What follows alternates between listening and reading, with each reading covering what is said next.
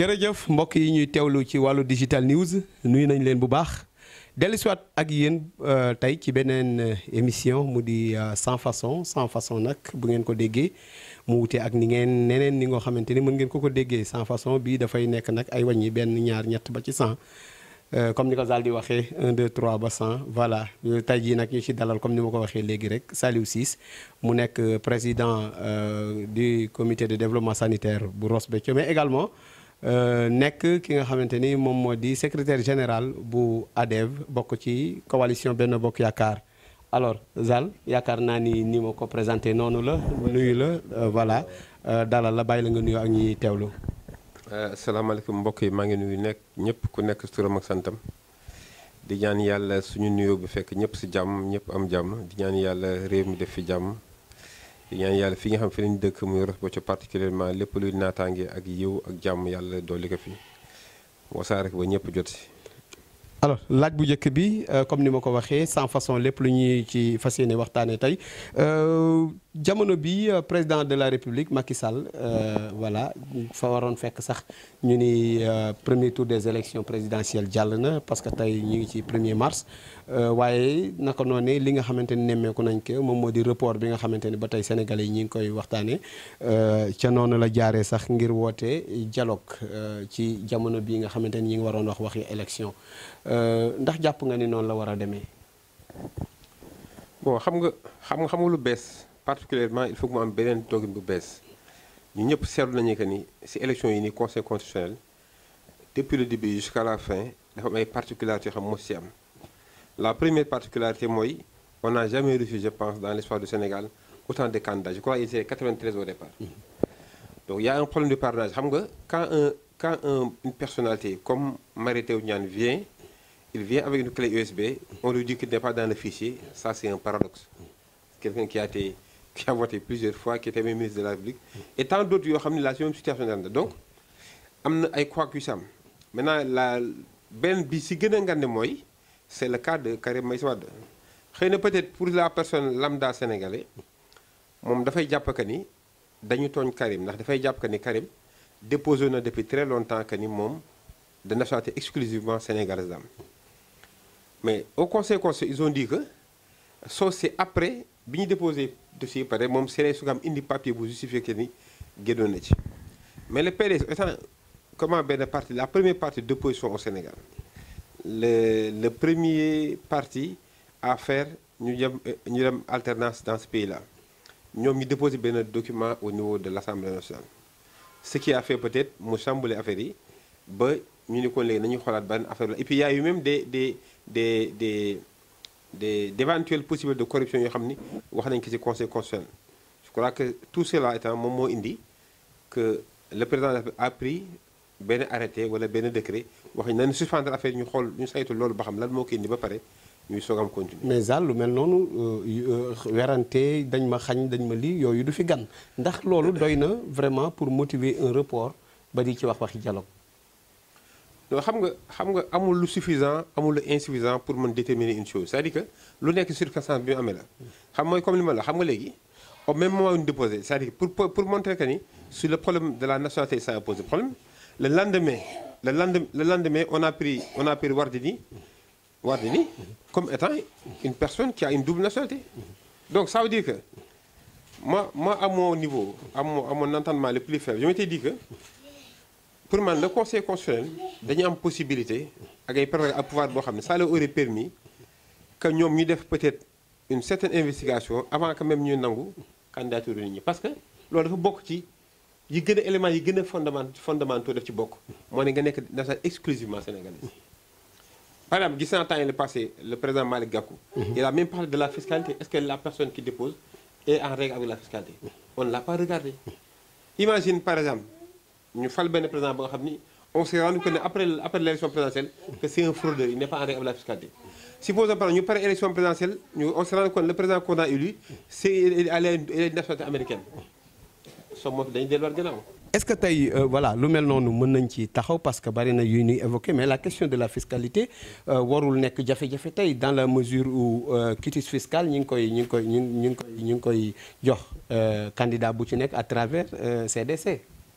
waaw moom laa la xam nga loolu moo tax man la man mënuma admettre à mon niveau le plus en fait sama entente bi gën a mooy pour man le conseil constitutionnel c'est lu nit ñi xamul ils peuvent à l'instant T ñu saisir procureur à l'instant suñu jël les plus grands informaticiens de ce pays ku ñu bëgg saisir administration bi mën na la saisir pour laaj ay information saa le 6 wala si Omar donc pour man il faut que ñu am toutes les informations requises pour man ba pare avant que ñuy procéder à l'élimination et à l'acceptation de waaw mais xam nga conseil constitutionnel nag c'est une organe c'est une institution bien outillée tey ñooñu bu fekkente ni ñi ngi dem ba di éliminer candidat c'est am na base et que bari na nag ay candidats yu ñu fi mos a éliminer coow lii yëpp amu fi woon. non mais on se compte dans ce cas amuñu base pourquoi amuñu base mooy que le cas de Wardini pourquoi mu échappé leen.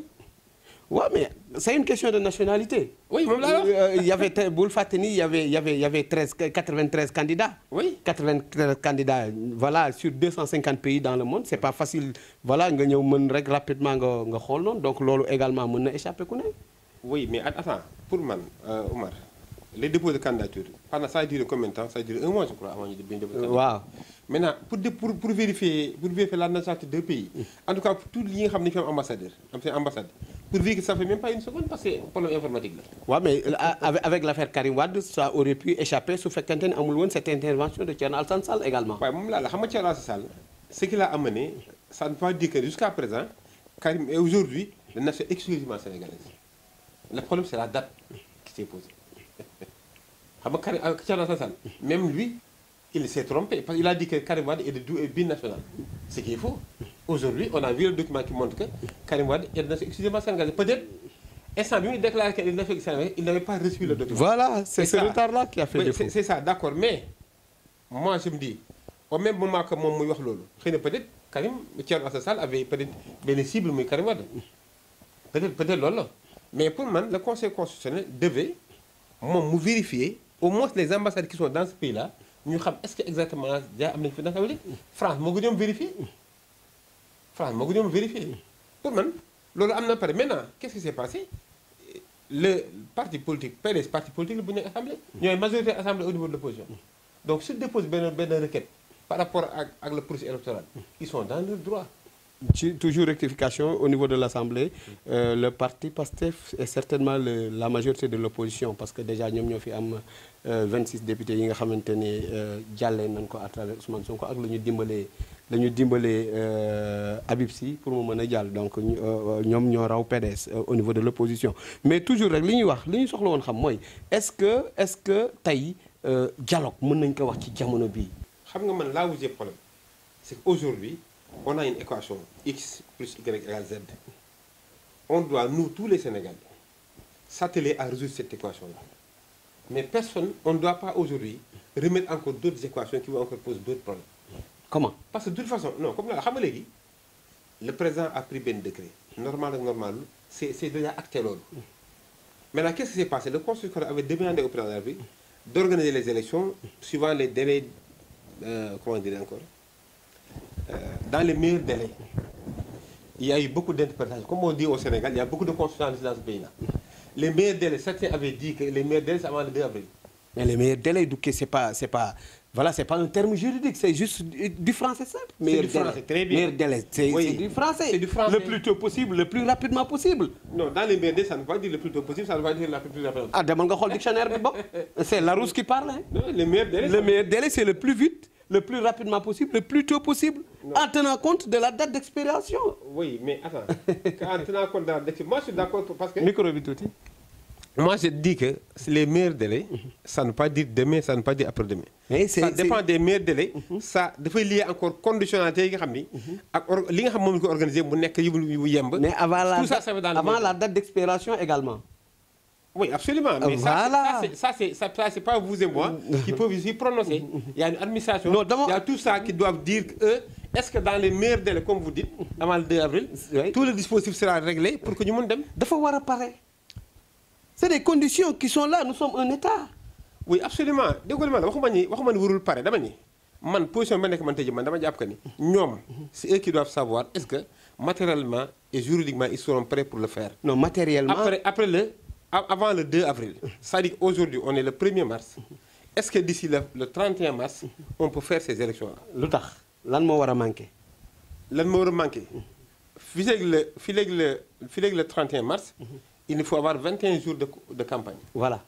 Après, on reste une journée, je crois. Aujourd'hui, déjà, nous sommes le 1er mars. Ouais, d'accord, ça dit qu'il y a deux choses. Ça dit si on doit faire ça, si on est dans un deuxième tour, de toute façon, le président qui est là va quitter et ne va pas assister au deuxième tour. Mais de toute façon, qu'il y ait d'abord le scrutin du premier tour. Au moins, ce que nous disons, il y a un jalon déjà posé. Ok, d'accord. Moi, là, je suis d'accord. Nous n'avons pas de problème. Parce que le candidat avec lequel je suis avait dit qu'il n'était pas d'accord pour le report. Donc, Amadou Ba n'était pas d'accord pour qu'on reporte les élections. Il était pour qu'on aille aux élections le 25 février. Donc, c'est un Sénégalais comme tous les autres, c'est un candidat, c'est le président de la République qui a pris la décision d'aller faire des enquêtes d'abord avant de donner une nouvelle date pour les élections. C'est le président de la République qui a appelé au dialogue pour qu'on discute sur les modalités et les conditionnalités pour aller aux élections. Mais comme vous dites, si toutefois que l'administration est prête pour organiser les élections d'ici le 2 avril, moi je n'y vois aucun inconvénient. Est-ce que nous avons dit qu'on le candidat de Benno Bokk Yaakaar avec le président Macky Sall su fekkente le président Macky Sall dafa nekk ci dynamique report et que le candidat moom am yéene bëgg-bëggam ba d'une manière voilée wax na ko ci dialogue bi bëgg-bëgg ba mooy ñu def élection yi au plus vite. Non, il y a aucune contradiction. Il n'y a aucune contradiction. Le président de la République, c'est le chef de l'État. Il est le président de tous les candidats, sauf Papa Souda Amadou Ba. Amadou Ba, lui, c'est un candidat d'une coalition.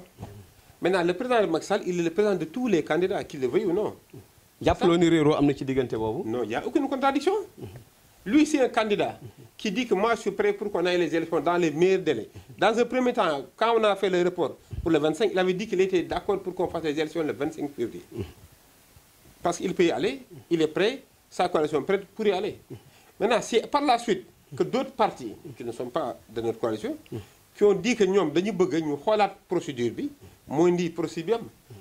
La dernière fois, c'est parce qu'il a dit qu'il voudrait qu'on organise les élections dans les meilleurs délais. Donc il n'y a pas de contradiction. Il est candidat. Il a parlé en tant que candidat. Il n'a pas parlé en tant que Premier ministre. Il n'a pas parlé d'autre chose. Dialogue ñëw na bañ ca waxtaanee ba noppi génnee nañ seen ay conclusions proposé nañ la date du 2 juin mais également une poche d'ouverture pour permettre les candidats spoliés ñu ñëwaat wuti jiwaat seeni chance ndax jàpp nga ni loolu dëppoo na ak yoon. lépp lu dëppoo la yoon moi je suis pas d'accord par principe c'est comme ça que je fonctionne mais ils ont fait benn dialogue. Si le dialogue bi am na ay propositions dont li nga wax moo di candidat spolié ñu dugalaale ñoom ils veulent le soumettre au personnel yi nga xam ñoo ko décidé si le conseil constitutionnel dit que ça ce n'est pas possible donc ce sera pas possible. mais gëm nga ni ci réew mi war nañu bu ñuy dem élection un candidat spolié war taxaw ni ànduma ci lii rek après ñu war a ubbiwaat liste pour dugalaat ko parce que depuis des temps y a bu ñu fàttali ni dafa candidat spolié dafa yàgg di am aussi. oui mais ça il faut que ça s'arrête ça c'est inadmissible pour un État non c'est inadmissible pour un État. C'est inadmissible. Ça doit s'arrêter.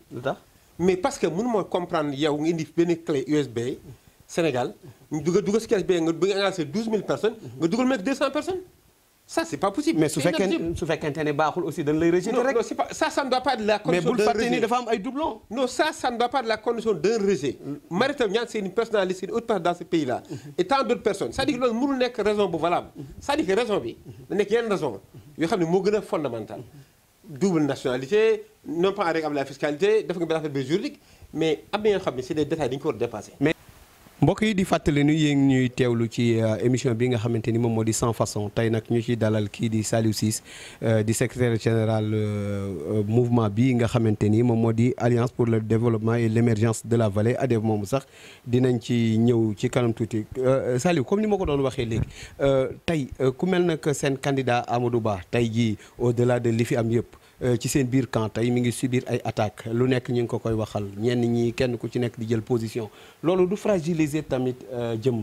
du ko fragiliser xam nga du ko fragiliser.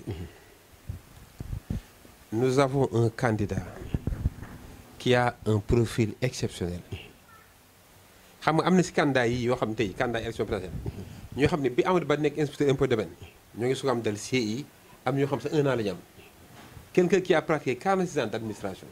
Est-ce que nous, dans l'histoire politique, parce que dès que nous avons un représentant administratif, amul. Kenn xamul ko ci caaxaan ko maintenant ñoo xam dañu nekk suñu biir te xam ñoo peut-être loolu comportement boobu la ñu bëgg mais duñ ko fekk si Amadou Ba il est droit dans ses bottes moom la coalition bi tànn et il continue à faire son travail kenn xamul ko sa ay wax ak ay détails. mais ci seen biir lay xewee tamit xam nga attaques yi tey bu fekkonte ne ci opposition bi lay jógee ñu mën a wax ni politique la mais tey coups yi ci seen biir lay jógee. mais forcément mooy li ma la wax xam nga léegi quand une personne ne se sent pas apte à mu gunge ki nga xam ne moom administrateur la nii lay fonctionner et bien peut-être diggu ay coups bas yi wax moom talul loolu parce que de façon Amadou Ba kenn xamul ci caaxaan képp koo xam ne caaxaan ak toppal moo la jóg da ngay dem si yoon wala nga wax la def. tey ndax président également jàppale naka na mu ko war jàppale parce que gis nañu entretien bi nga xamante ni doon na ko am ak la presse sénégalaise laaj nañ ko ci candidat bi mais nanguwu ci wax ndax tamit comportement yu mel noonu également jàppale na candidat bi. mais bu si waxoon ñu ni par exemple mi ngay far. waaw mais. su si waxoon rek ñu ni président mi ngi far. politique la ah. oui mais politique foofu palais la du ab siège APR. su doon siège APR il aurait pu se prononcer en tant que lui membre de président de Benno Bokk Yaakaar président de APR mu wax ci. Montine militant APR yu bari recevoir nañ leen fa nag. palais waaw. non c'est normal parce que foofu mooy dalukaayam foofu lay liggéeyee. mais bu leen fa dalal aussi. kon dalal na fa ñoo xam duñu militant APR. kon kay loola warul toon a tee mu mën a wax ci candidat am tamit. mais le militant de APR citoyen la. keneen koo xam du militant APR citoyen la aussi. il a reçu là-bas d'autres personnes yoo xam du ñu ay militant APR. il reçoit là-bas les citoyens sénégalais. tey ku mel na Mame Mbaye Niang bu ñëwee di attaquer frontalement Amadou Ba. il ne fait pas le poids ak la mu ca teg yëpp. ku mel na Thérèse Faye aussi am neneen noo xamante ni génnee nañ ko te ñu jàpp ni loolu tamit jëmul ci avantage yu Amadou Ba. du tiitaange. non du tout parce que aujourd'hui au-delà de la coalition Benno Bokk Yaakaar les mouvements yi ñëw greffe si Benno Bokk amul woon déjà élection bi passée. bari na mouvement yoo xamante ni ci biir Benno lañ nekkoon nag. non y en a beaucoup de mouvements qui viennent de naître. Moi j'ai vu beaucoup de cadres am na si mouvement yoo xam sax xam naa leen boole nañu seen groupe. c'est des cadres qui n'ont jamais fait de politique. et qui depuis que Amadou Ba désigné candidat Benno Bokk Yaakaar ils ont commencé à faire de la politique. fi ngay waxee mouvement foofee sax la ñuy duggee ci seen mouvement bi nga xamante ni moom moo di ADEV nga nekk secrétaire général bi. lan moo ko wutalee ak APR tey. parce que déjà c'est une association. yow bu la neex nga ñëw bokk si. kenn bu ñu bokk c'est-à-dire on n'a aucune coloration ni ethnique ni politique ni raciale. Montine yéen ñi ko yor politicien ngeen. ah bien sûr nous sommes des politiques mais nous sommes association bi buy fonctionner wul suivant ay cadres politiques c'est-à-dire que jëlul ni moom kat képp ku bokkul si ADEV du la dimbali képp ku bokkul du dimbali non il ne fonctionne pas comme ça ADEV association la association de développement la. li nga wax nii mën nañu ko jàppee contradiction ci kaw lépp li nga xamante ni yéen a ngi koy def te ñu koy gis ay acte politique la. ah non pourquoi mu nekk acte politique ndax lépp lu ngeen def tamit yéen a ngi koy dugal ci solde politique. non kan boo ko dugal solde politique xam nga quand un militant quand un benn association membre ADEV waxee jël dugal ko ci groupe boo xam ne waa ADEV ñoo fa nekk. il ne fait pas de la il veut tout simplement dire que waa ADEV am na président ADEV am na action bi mu def bu baax. maanaam action yi ngeen di def ay action la yoo xamante ne c'est dans le sens d'élargir votre base politique et vos activités politiques. non on n'élargit pas une base politique ñun nous voulons élargir notre base associative. nous voulons que nit ñi comprendre lan mooy ADEV lan mooy concept ADEV ñu ñëw bokk ci parce que association de développement la. tey bu ñu gisee ni ADEV tey da ngeen ko gën a yëkkati ba turam sax daanaka gën a fës mairie bu Ross Béthio bi nga xamante ni le président ADEV moo ko jiitee Fally Seck loolu jur na njàqare de. non amul benn njàqare c'est-à-dire que ADEV association la de développement déjà nekkul commune de Ross Béthio kese. amul ci yenn commune. tout récemment on a reçu d'autres militants yoo xam ne ils viennent de Bambey. c'est-à-dire nekkul ci mairie Ross Béthio donc amuñu benn particularité wala benn kii bu ñuy défier par rapport ak mairie Ross Béthio la mairie de Ross Béthio c'est une institution. mais def ngeen fi ay actions yoo xamante ni ci turu ADEV ngeen ko génnee je me rappelle le maire de Ross Béthio bi nga xamante ni moom mooy le président de l'ADEV defoon ngeen fi journée de l'environnement te ku ne xam na ni loolu mairie moo ko moom. ñu jël que ni ADEV moo ko def. lu jëm tamit ci wàllu fourniture scolaire yi maa ngi fàttaliku su ma juumul daaw la. la ngeen joxe woon maire ba muy def déclaration nee na ADEV moo ko joxe woon yooyu également voilà ay chevauchement la. non je crois que vous n'avez pas bien entendu. dafa am loo xam ne mairie moo ko joxe. waaw am loo xam ne ADEV moo ko joxe. c'est moi je trouve que c'est une excellente chose bu fekkee mairie dafa indi 10 millions. ADEV indi 5 millions bu ñu ko boolee xale yi ñoo si gën a bénéficier wu. mairie ak ADEV voilà ni ngeen bëggee jaxasee ñaari mbir yi. ñaari mbir yi jël ADEV ci biir mairie ci biir ADEV. loolu lan lay nuru lan mooy cette motivation là. ça n'a rien à voir xam nga mairie institution la. ni muy fonctionner sax ak ni ADEV fonctionne bokkul. déjà les fonds de la mairie sont domiciliés au niveau du trésor. da ngay def ay bind ay écriture après ñu génnee xaalis ba ñu dugal xaalis c'est différent d'une association. ñun notre association comme je vous dis Talla Mbodj mooy président mooy trésorier bi. donc on ne fonctionne pas de la même manière que waa mairie. nous sommes une association qui est indépendante qui travaille maintenant pour lépp loo xam ne action boo xam mën na ko def dans la commune et dans les autres communes pour dimbali collectivité locale ñu def ko. mais tey amul dara loo xamante ne gis nañ ni defin ba am na structuration maanaam ADEF bu waree def yoon wa mu war a jaar toujours dañuy gis ni c'est le maire qui a ses initiatives et qui vient dans le cadre de l'ADEF pour defal daal di ko porter ADEF loolu est-ce que voilà c'est une manière de gérer une cité boo xamante ne mouvement bu ne wala association bu ne war na mën am cette opportunité def. non c'est pas ça c'est que peut-être nit ñoo du comprendre mais c'est nous qui allons vers le maire vers le président de ADEF pour lui dire que ñun kat sentir nañ ñu ba dañu def action bii au niveau local. comprendre fourniture yi wax nii. man il m'a saisi il m'a dit que il faut qu'on fasse benn action sur fourniture scolaire yi. dañu ko defal tableau école yi il y a combien d'écoles dans la commune de Ross Béthio ku ñu xool ñu leen mën dimbali. est-ce que à travers démarche boobu saisir ngeen yeneen association pour inviter leen au moins ñoom ñu mën a nekk au même niveau que ADEF. ah mais nous ne sommes pas tenus de les saisir.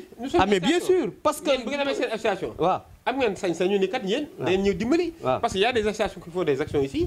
indépendantes yoo xam duñu ADEF. ils le font à la mairie et partout ailleurs. waaw mais est-ce que ni ngeen ubbeekoo ni ngeen permettre ADEF mu am benn ouverture boobu à la mairie de Ross Béthio est-ce que permettre ngeen ko yenn association yi c'est-à-dire ni ngeen di demee cible ji ADEF que ni ADEF dafa war a def lii pour turam yëkkatiku pour que au moins mu mën a nekk benn appareil politique boo xamante ne xëy na certainement yeneen motivation dina ñëw est-ce que permettre ngeen ko peut-être xëy na benn waay bu nekk fële yor mouvement wam peut-être benn Pape Diallo pourquoi pas benn Ousmane Goudiaby pourquoi pas ñu war a mën am cette possibilité ñëw def comme ni ADEF di defee. mais absolument amul benn différence parce que ñun quand nous voulons déjà quand bu ñu bëggee réunir mairie dañuy bind correspondant adressé ko Gora Gaye hier ou avant-hier je crois bëggoon nañu réunion am na ñeen ñu fi jiitoon il nous a dit am na ñu leen fi jiitu nous sommes une association d'ailleurs c'est pas le président de ADEF qui le fait c'est moi Salou Sy qui n'est pas conseiller municipal man maay def correspondant ni que dañu bëgg réunion tel jour à la mairie si la salle est disponible on nous la donne parce que tout le monde ñëpp ay réunir mairie du ñun kese ñëpp fay réunir. beneen mbir y a des partis politiques yoo xam ne dañu fay réunir. ba tey dañuy des ci waxtaanee ADEF lu xamante ne seetlu nañ ko. élection locale baatu ADEF bugg leen woon mu génn da ngeen ko làqoon ca gannaaw. waaye tey yëkkati ngeen ADEF génnee ko au détriment de l'APR. ndax nekk na sincérité. non defuñu jëluñu benn baatu ADEF yëkkati ko au détriment de l'APR. ah tey kenn déggatu leen ngeen wax APR de. non l'APR fonctionne parce que structure bi dafa am ku ko jiite. xam nga fii la coalition Benno Bokk Yaakaar est dirigée de facto par le maire. le comité électoral bi waa Benno Bokk Yaakaar am c'est dirigé par Sakoura Diop donc ça n'a rien à voir maintenant ku nekk fa nga nekk yow yaay yëngal foofu na muy yëngatoo c'est ça. waaw mais tey moi je suis militant quand je suis là-bas je me range damay nekk ci gannaaw comme ñëpp après ñu liggéey fii peut-être je suis secrétaire général maintenant nous prenons des initiatives parce que dëkk bi da ko soxla parce que askan bi da ko soxla. mais sëñ Saliou foog nga tontu si laaj bi. ci lu wér parce que. dama ni jamonoy élection locale baatu ADEF bëggu leen woon mu génn parce que jamono boobu mouvement la woon et vous tey le candidat le maire dafa bëggoon coûte que coûte am cachet bu APR tey jii loolu wéy na mi ngi ci ginnaaw ADEF ngeen jël teg ko ci kanam lan moo waral démarche boobu lan moo tax mënul woon am sincérité bu toll naka wéyee APR et jël ADEF relégué ko au second plan comme na ngeen ko defee woon. jusqu'à présent comme li ma la mooy li ma fàtte tontu woon léegi rek Benno Bokk Yaakaar mi ngi fonctionné ni mu war fonctionné APR mi ngi fonctionné woon nous sommes une association beneen bi il faut que mu fàttali que ni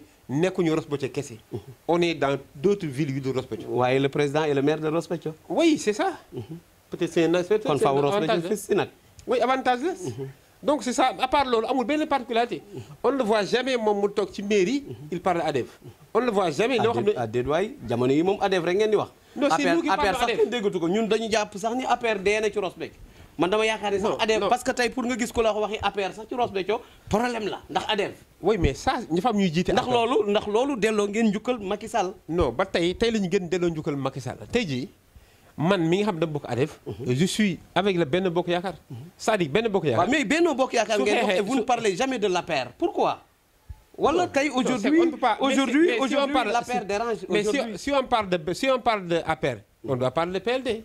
on doit parler de yenn parti si nekk. on est dans une coalition. mënuñu nekk ci coalition pare on singularise benn parti. waaw mais war ngeen mën singulariser APR su fekkente ne. tey moom moo leen dugal ci Benno Bokk Yaakaar. waaw d'accord là mais même président Macky Sall il parle Benno il ne parle pas APR il parle Benno. aujourd'hui le candidat on n'a pas déggoo ñu ne candidat bi. candidat APR on a dit le candidat c'est le candidat de Benno. parce que bëgguñu benn différenciation di ci am. le PIT est là-dedans le PLD bi ngi ci kenn mi ngi ci. et c'est comme ça sincère noonu lay doxee parce que bu ñu ñëwoon ba ci biir coalition bi bàyyi duñ tudd yenn parti tudd APR kese mais frustration lay indi te yéen c'est des partis politiques régulièrement normalement constitués. ADEV lu mu jëriñu Ross Béthio tey. ADEV non bëri na bëri ko démb xam la tey jii suñu sànn bi ma nekkee. am na ay chargé de mission yoo xam ne jël nañ leen fa. tey jii ku ko def ADEV. non c'est le maire bi nga xam moom mooy jiite ADEV moom moo ko def. tey jii am na si ñoo xam ne tey jii si action sociale yi ñuy def. ñoo ngi dimbali ay nit yow wax nga fi léegi waxu fourniture. yoo xam ne def nañu ko fi. on va vers des 72 heures de santé c'est-à-dire qu'on fait le vendredi dépistage le samedi on va faire un don de sang et le dimanche inchallah on va inaugurer 2 salles de classe yu ñu tabax fële au niveau de l'école de Sandiaba pour jagale ko jardin bi pour loolu. tey taxawaayu ADEV ci Ross Béthio ni ngeen ko waxee mu mel na que yéen a ngi structuré yéen a ngi am yoon wu ngeen jël mais ndax loolu également du créer tamit benn chevauchement entre yéen ak seen ay collaborateurs politiques yi nga xamante ne je ne dis pas moom yéen a bokk Benno Bokk Yaakaar mais yéen a bokk APR. non du créer benn chevauchement xam nga ku nekk da nga am humilité nangu ni kee li muy liggéey day versé wu fii xam nga tey yi ñun man bokk. su ma sayoon tey képp ko bokk ci association bi wala képp koo xam ne xam naa la da nga ñëw bokk benn donc amul benn problème c'est-à-dire ku nekk ba fànn ba nga yore da nga koy doxal ba nga xam ne ku la gis ci loolu naw la ba ñu fekk la ci la nga nekk. tey lan mooy relation wu ADEV ak alliés yi nga xamante ne ñoom la àndal ci Benno Bokk Yaakaar. non c'est des personnes yoo xam ne am na ñoo xam ne bokkuñu APR par exemple wala bokkuñu ci ñun. ils sont dans ADEV parce que ADEV association apolitique la.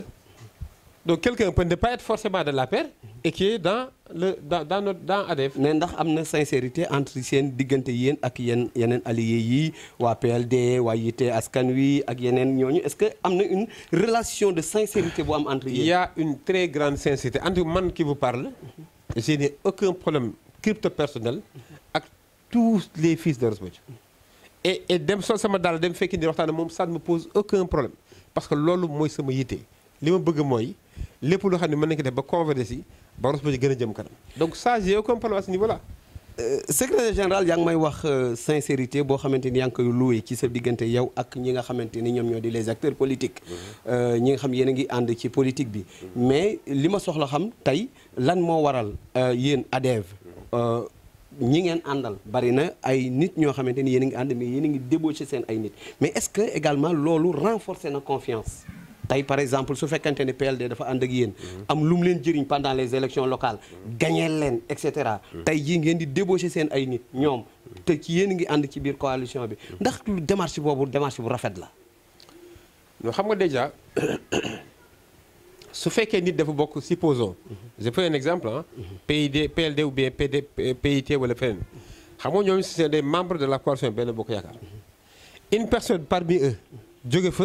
ñëw ni dafay fekk ci xaalis ci association bi mais mu ngi ci Benno ba tey. mais waaw mais ñu ngi ci Benno mais yéen la gonflé si bàyyi na kële. non il est dans l'association il faut que moom laa lay wax chaque fois il faut qu'on fasse la différence. waaw mais ku bàyyi PLD ñëw ci ADEV kay. mooy non nit mënul bàyyi PLD ñëw ADEV du parti politique. waaw mais même bu dul parti mouvement la boo xam ne non xam nga Saliou foog ñu nangu ci benn affaire.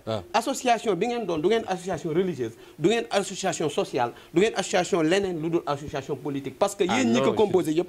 yéen ñi ko composé ñëpp ay acteurs politiques la. mais bien sûr le président yow le secrétaire général le trésorier lépp attelage bi yëpp ay politiciens la noonu. donc nga bëgg ma gëmloo beneen association. bu dul association politique là ça devient contradictoire aussi. déjà non c'est pas contradictoire il faut qu'on dise les mots ñu jox ko ay sens dégg nga déjà c'est une association elle est apolitique ça c'est clair donc nous n'avons pas fi amoon droit fi ñu toog di waxtaan ñu fi wax politique wala di wax religion donc c'est apolitique toutes les actions que nous menons c'est des actions sociales maintenant ku mu neex nag nga ni kat man kii doy na ma si association bi gis naa lii ni muy dox na ma nga ne ko xaaral ma fekk si parti politique ba mu nekk. nan ngeen mënee dem ngeen débaucher tey benn militante bu jógee Yewwi bu jógee Yitte Askan Wi.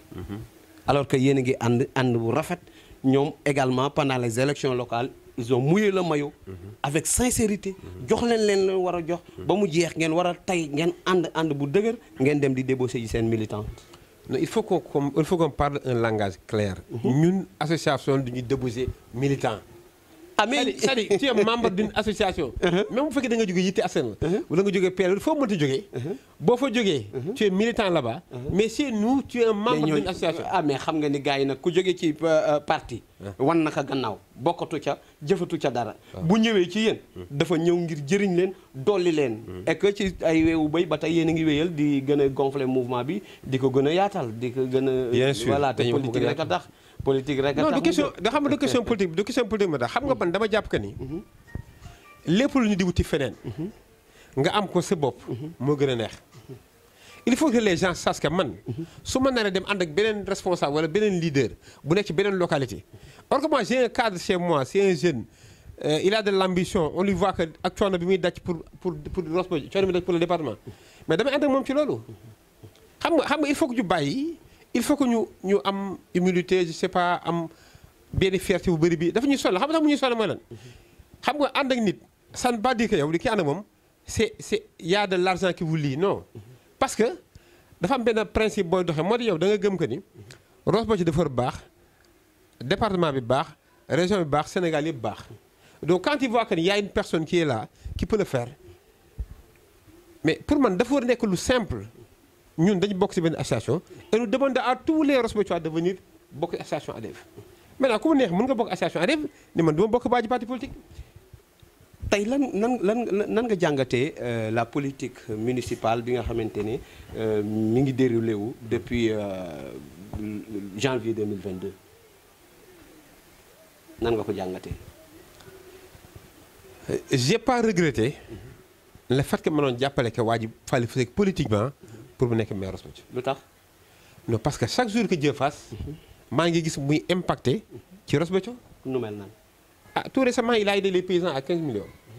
xëy na matul xëy na am na leen si ba tool yi mais il les a aidés est-ce que su nekkuloon maire dina ko def donc moom en tant que maire de la ville soucier des problèmes bi nga xam ni ñuy def il est dans ça donc moo tax man la je ne regrette pas le fait que ma àndoon ak moom campagne pour mu nekk maire Ross Béthio. def bi ci ban aujourd'hui gis naa keroog xale yi wala si vidéo yi xam nga dans le salle là on a monté des projecteurs c'est bien pour la jeunesse de Ross Béthio.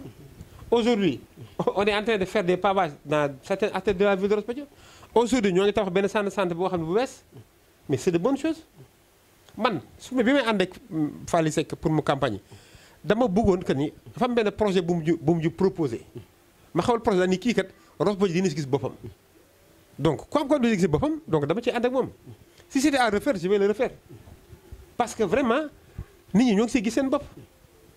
Aujourd'hui j'ai vu que ni ba bourse familiale yi yokku na aujourd'hui j'ai vu que ni mi ngi dimbali nit ñi si wàllu agriculture aujourd'hui mi ngi def leen ak leen donc j'ai pas eu tort j'ai eu raison de l'avoir choisi et si c'est à refaire une fois je vais le faire une fois parce que man loolu laa gëm parce que man moi je travaille si fonctionnaire yàlla dimbali maa ngi fay ko di am lu may suufloo mais dama gëm que ni lu mën loo mënti bëgg Sénégal baax a baax da nga bëggoon Ross Béthio bi nga dëkk gën a baax pare après leen yëpp baax maintenant de 2012 maintenant vraiment Ross Béthio ça va ça fonctionne si on continue comme ça mais alhamdulilah ça va très bien. mais teewul am na yu ñu war a yokkaat quand même. absolument adduna lu parfait amul.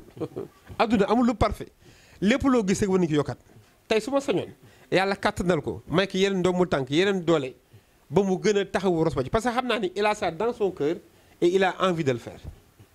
tey dëkk bi inaccessibilité partout yaa ngi wax problème pavage yoon yi nit ñi mënuñu dem mënuñu ñëw. ndax blocage travaux yi. contournement yi déviation yi dafa métti et cetera voilà loolu est-ce que la politique quelque part amul benn lenteur bu ci am également.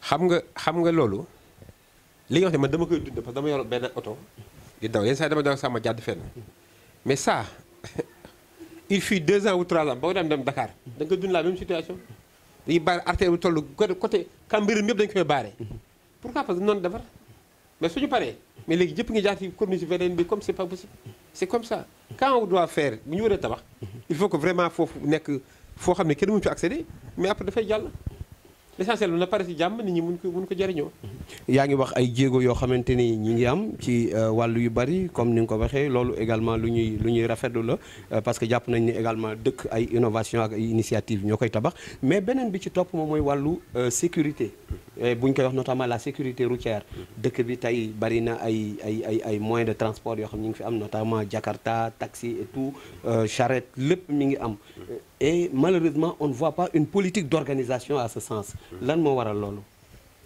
Bon, déjà pour la sécurité, il faut la gendarmerie ou bien la police. Déjà, alhamdulillah, on a donné la dérévélation à la gendarmerie pour construire une brigade de gendarmerie. Ça va renforcer la sécurité. Peut-être qu'après, on va faire des démarches, peut-être l'ENN, pour que nous fassions un peu de police. Comme ça, vraiment, les gens seront en sécurité. Parce qu'on fait Carrefour, c'est comme ça. Les gens sont... Machallah, dafa nek dëkk boo xam ne nit ñi dañ fi yaakaar daan fi seen doole am fi wërsëg donc vraiment da ngay man damay dox si booru télé bi sax mën naa lu yàgg duma ñëwee sax duma si xam kenn mais loolu yokkute la maintenant il faudrait que ñu sécuriser ko ba nga xam ni vraiment kenn bañ si gaañu kenn bañ si am torof li nga wax ñun ñëpp ñoo koy dundandoo maintenant je crois que ça c'est pas le rôle de la mairie de le faire c'est à la gendarmerie et à la police de le faire. Ah ben la question de Jakarta voilà c'est mbiru Jakarta yi kooku mbiru commune la parce que mbiru dëkk bi la transport urbain la. Donc forcément la mairie war na ci am mainmise war na ci am. orientation politique bu mu définir mais xam nga mairie yi amaguñu police municipale amaguñu li nga xam ne moo leen mun tax à ce niveau là mun ci intervenir donc ce qu'il faut rek mooy dañuy demander appui gendarmerie plusieurs fois pour que ñu dimbale mën a assainir l'espace bi nga xam moom la ñuy dawal Jakarta dem. alors yaa ngi wax sànq ba di louer politique bi nga xamante ne jaayoon ngeen ko la commune en tout cas ci élection locale 2022 li tax askan wi fal leen booba également vous aviez mis en place un programme pour l'émergence de Ross Béthio et on vous en félicite parce que yéen a ngi am jéego yi ngeen ciy dérouler tant bien que mal tey jii loola lan la ñu mën a xaaraat ginnaaw yi nga xamante ni yéen a ngi koy def te benn bu ci nekk mën nañ jàpp ni am na lu ca des loo xamante ni donte di yéen a ngi def jéego waaye bare na lu àggul également lan la ñu mën a xaaraat ginnaaw yooyu. waaw mooy li may wax xam nga loolu mooy li ñu waxoon ne moom la ñu defal ni moom la ñu bëgg incha allah yéene pour Ross Béthio donc ñoo ngi si am na yoo xam ni yemb na am na yoo xam ni yembagul donc yu yembagul déjà foog ñu fekk mu yemb ba mu àgg li nga xam ne aussi dañ ko bindoon ci document yi te àgg seeguñu fa ñu àgg fa parce que tey jii man j'aurais souhaité que stade bi am na projet mais ñu gazonné ko. parce que moo gën a neex football léegi jamono foofu la toll. j'aurais préféré que mu am yenn stade yu ndaw yu nekk ci biir Ross Béthio moi j'aurais préféré que ñu développer le basket xam arts martiaux bëgg naa gën ko développer xam la parce que yooyu c'est des sports yoo xam ni xam déjà day am impact éducatif ci xale yi deuxièmement il faut diversifier les trucs sportifs bon pour le marché déjà on a délibéré pour le marché il y a benn entreprise bi war a defar le pont de Rosso c'est que ñoom la war a def marché bees bi ak gare routière bees bi maintenant y a d'autres choses qui vont attendre parce que dëkk boobu doon la l'essentiel mooy li am mooy dañu am ambition ñëpp nekkandoo si xam na je crois que ça va marcher. jaayoon ngeen dëkk bi par rapport à votre programme toujours que ni di ngeen indi poste de gendarmerie. poste de police plutôt. jaayoon ngeen également que ni di ngeen indi brigade d'hygiène. jaayoon ngeen di ngeen indi marché bu bees. te yooyu yëpp ci temps bu gàtt ngeen waxoon. également hôpital bii nga xamante ne moom ngeen di tabax vous aviez proposé hôpital boo xamante ne c'est de niveau 3. nga xamante ne lu mu gàtt y aura au moins 150 lits. tey bu ñu xoolee hôpital bi ni mu toll. gisuñu yële waaye hôpital bi ni mu toll. ku ne xam na ni du hôpitalu 100 lits sax. niveau 3 bu ñu koy wax jàpp nañ ni peut-être bu dee niveau 1 maximum. ca la yam te du hôpital centre de santé la. irrégularité yooyu lu ko waral. bon déjà je vais commencer par le centre de santé nous l'avons visité man ak médecin chef bi nekk ak suñu benn collaboratrice américaine bu ñu fi doon temps yële passé on a fait les remarques qu'il faut. Bon, c'est maintenant sur la construction, ils ont construit un bloc. Maintenant, il y a d'autres 4 blocs ou 5 blocs qui ont été andalés. Maintenant, on les a fait la remarque il faut qu'il y ait un bloc pareil pour que ça ne se déplace. Et ils ont tenu compte de ça. Mais parce que si vous regardez la maquette, ça fait plus que ben bloc qui est venu. Il y a un bloc qui est venu. Maintenant, si vous regardez la maquette, donc, nous avons fait des visites, nous avons remarqué, nous avons fait le même jour. Toogaale ak maire wax ko ni ko dem nañ centre de santé bi nga xam moom la ñu tabax mais pour le moment il faudrait que ñu commencer yenn bloc yi parce que bu ñu ko bloqué bloc bi fi ne xaju na fa te nous rien que gis nga centre de santé bi ni ñu fonctionné nii on a presque benn service nekk ak benn bâtiment donc il faut vraiment que ñu élargir ko xam nga on a même pensé à construire à hauteur mais il faut ñu élargir ba nga xam ni capacité bi ñu wax ne dañ ko mën def. lan moo tax la ngeen jaayoon gars yi joxu leen ko ndax da ngeen ni leen woon hôpital boo xamante ne 150 li minimum. non c'est là où on va ci seen programme. non moom laa la wax tey jii nag li fi nekk. non moom laa la wax c'est foofu lañ jëm. da ngeen am également problème de communication bu ngeen di wax. non foog ngeen jaay gars yi benn communication de buzz. pour les attirer vers vous. non c'est pas ça mais li xam nga li am njariñ mooy soo demee gis benn affaire tu viens rendre compte xam nga comme li ma la xam dem nañ visite ak médecin chef bi ak suñu benn collaboratrice américaine bi fi ñoon temps yi passé. nous avons fait les remarques après retour maire automatiquement il a saisi ki nga xam mooy tabax Karaskan bi nga xam mooy tabax bi pour lui faire savoir qu'il nous faut les autres blocs ñu pare. donc on est toujours dans ce dispositif que ñu am centre de santé de 100 lits. poste de police marché ba tey. bon la gendarmerie ils ont reçu la délibération déjà pour la construction. police aussi on est en train de faire les démarches pour ça parce que dëkk bi moo toll noonu. waaw mais xam nga li ñu jaaxal nag mooy.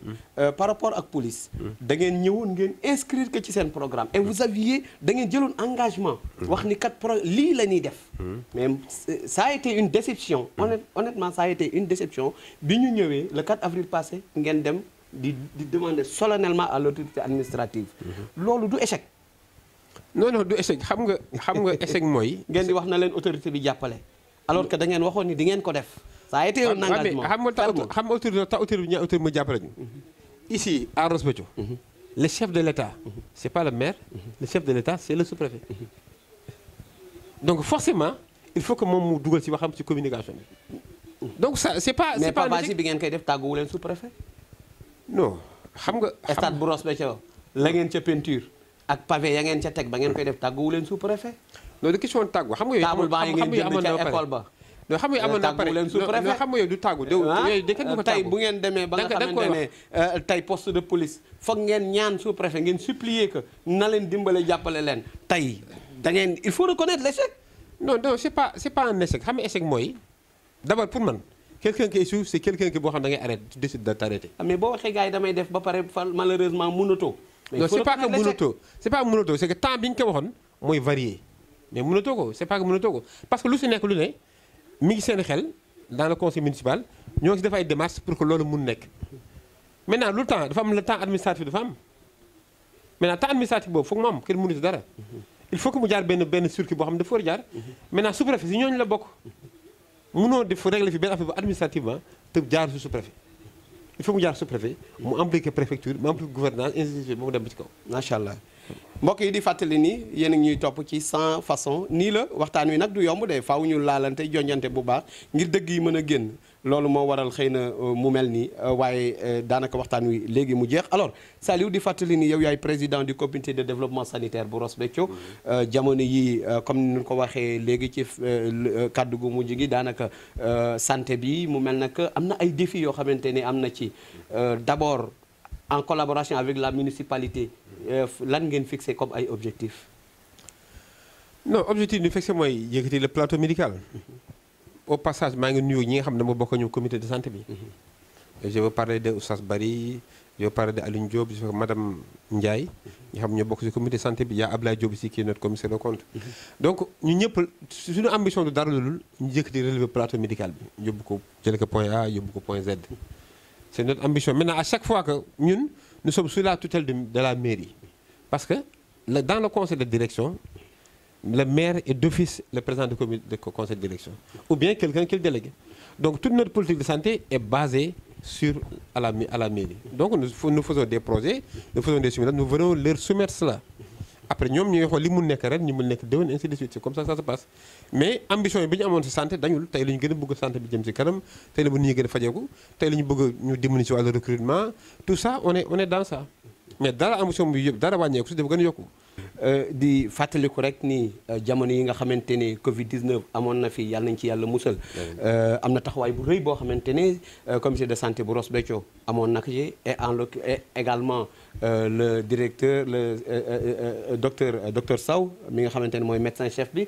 mais ça comptait également la présence active de la municipalité d'alors. avec le défunt maire Amadou Bekay Diop c'est l'occasion vraiment également ñu rendre ko hommage par rapport ak taxawaay boobu nga xamante ne amoon na ko ci wàllu wér-gu-yaram ñaanal ko fa mu nekk gënal ko fi mu jógee mais li ñu constaté mooy ginnaaw mbas moomu beneen cas amaat na fi mu jëm ci wàllu dengue ñu gis ni donte population yi ñu ngi ko doon wax mbir yi mi ngi doon am le centre de santé mi ngi si doon def lu mu mën yéen le comité de santé également yéen a ngi si doon def li ngeen mën mais on a senti nettement l'absence de la mairie du regret. Non, ils ont été présents. On les a dit sa situation, ils ont réagi. Comment? C'est-à-dire que c'est assez tard.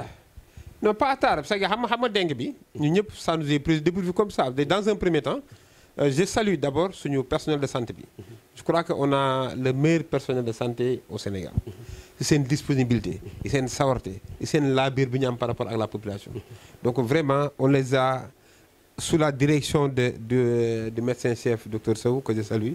Vraiment ay jàmbaar lañu parce que en fait c'était pas très évident parce que xam nga nit booy liggéey il y a woon ne xarañte si li ngay liggéey ils ont fait des constats ils ont constaté que attends nous les malades que nous recevons là on fait le traitement bi ñu doon def dañu ko def mais dafa am résistance xam na ils sont allés plus loin ils ont fait des prélèvements qu'ils ont envoyés ce sont les prélèvements là ñooy indi conclusion ko dafa am dengue mais teelul ñu ànd ak dal c'est-à-dire que am na loo xam ne ñu ko defee rek population dañuy gën a teel a ñëw parce que Ropadio li ngeen a wax sànq problème insécurité moo ñu dal c'est-à-dire fu nekk lañ di jógee et puis les gens voyagent comme c'est pas possible c'est eux qui amènent maintenant yu bëri ñoom ñoo ko indi mais ils l'ont géré avec responsabilité ils l'ont géré avec vraiment ak beaucoup de professionnalisme ba affaire bi jàll si jàmm xam nga xëy na peut-être am na ñenn ñu ay reer kaa yu def yu am résistance am mais ils l'ont vraiment géré maintenant comme je dis xam nga ñun ni ñuy fonctionner c'est simple nous comme ni notre collaborateur direct c'est la mairie donc quand à chaque fois qu'il y a un problème on interpelle le maire, on lui parle de la situation et il réagit en fonction de ça.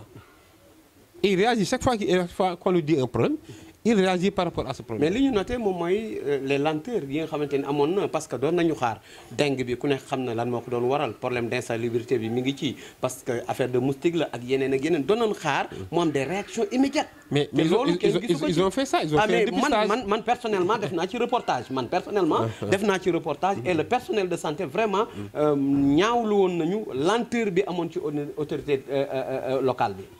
waaw mais c'était en fait c'est normal.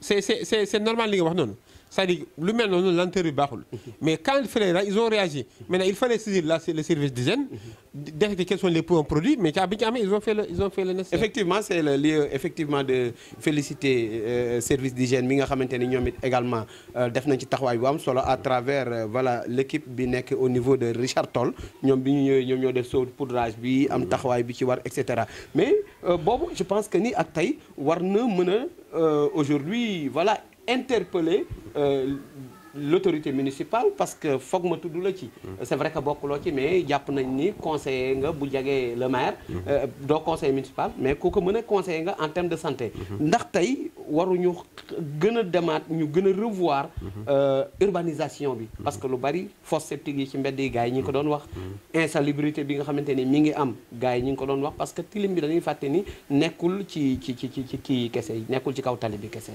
En fait c'est l'occasion aussi de saluer vraiment sama tonton Ndiaye Diop il fait un grand effort ak feeraam bi parce que tout récemment yàggul ça fait pas une semaine 2 semaines dafa délégué ñooñu pour ñëw pour nettoyer centre de santé bi ak alentour yëpp.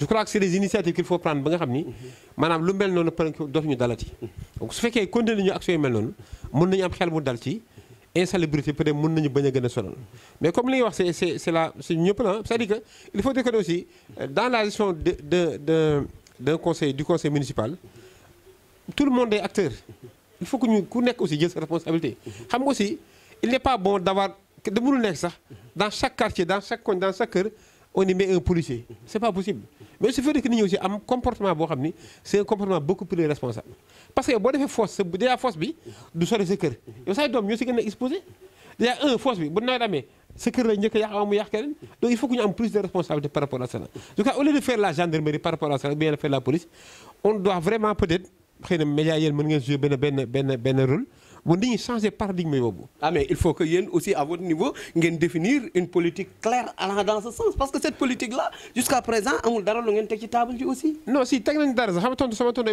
Omar Seck moo nekk parce que bu ngeen xëyee rek di dem noonu kenn xamul ci lu ngeen nekk. non xam nga sama tontu Omar Seck moo géré urbanisme au niveau de la commune.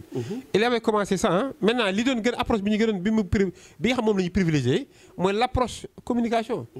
moo di on vient on appelle les personnes on les sensibilise par rapport à cela parce que li ngeen def ni baaxul déjà dañ la war a sanctionner da nga war benn procès verbal mais xam nga nit am na foo xam ne fii nit ñi toll nga jox ko benn réquisition mu war a fay 60 000 wala 90 000 nga waxanteeg moom ba mu changé moo gën noppale. effectivement je crois que mi ngi doon def jéego yooyu di waxtaan ñi nga xam dañu def seen force yi ci biti ak installé biti parce que di yàlla ñu changé parce que ñëpp lay lorandoo en fait xam nga c'est pas bon maintenant lu baaxul moom amul sentiment il faut l'enlever.